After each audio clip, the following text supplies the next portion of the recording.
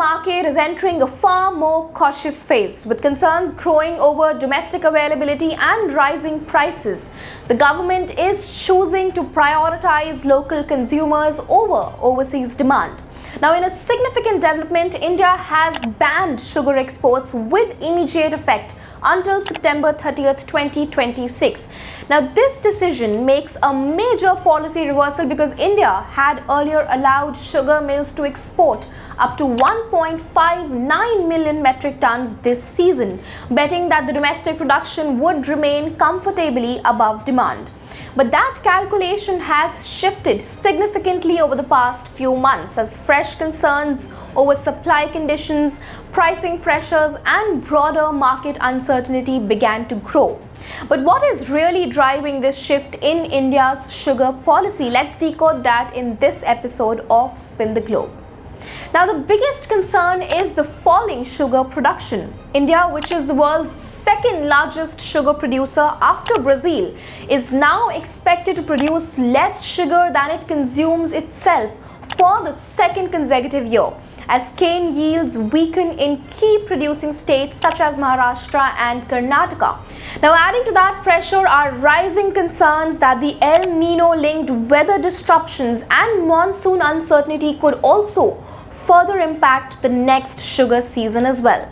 Now, what makes this situation even more sensitive is the rise in the domestic sugar prices. Domestic sugar prices have been climbing steadily, adding to concerns over food inflation at a time when India is already dealing with record rupee weakness, higher crude oil prices, and broader imported inflation pressures. This is why the government appears to have shifted its priority from export earnings to protecting domestic supply and stabilizing local prices.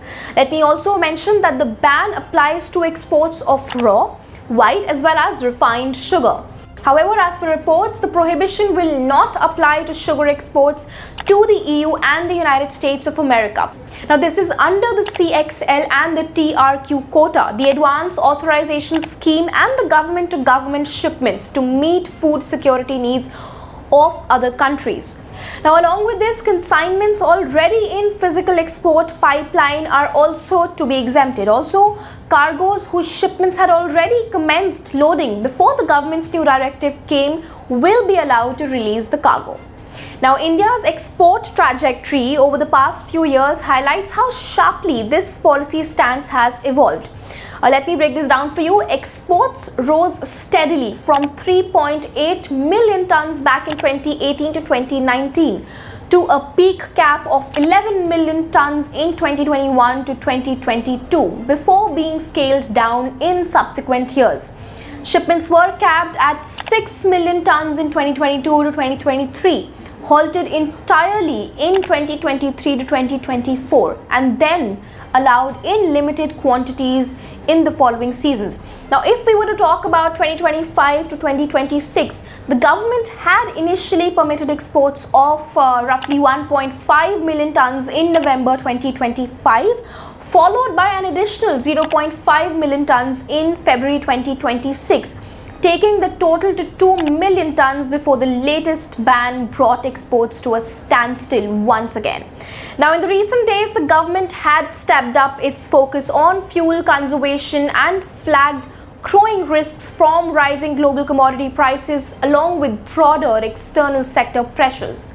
Now, this latest move is certainly expected to benefit rival exporters such as Brazil and Thailand, which could now increase shipments to buyers in Asia as well as in Africa. Now, with crude oil prices climbing amid tensions in West Asia and the rupee touching record lows, policymakers are incredibly prioritizing domestic stability, keeping inflation in check, and easing pressure on India's import bill as well as its foreign exchange reserves. What are your thoughts in this video? Do let us know in the comment section below. If you like this video, then like, share and subscribe to ET Now.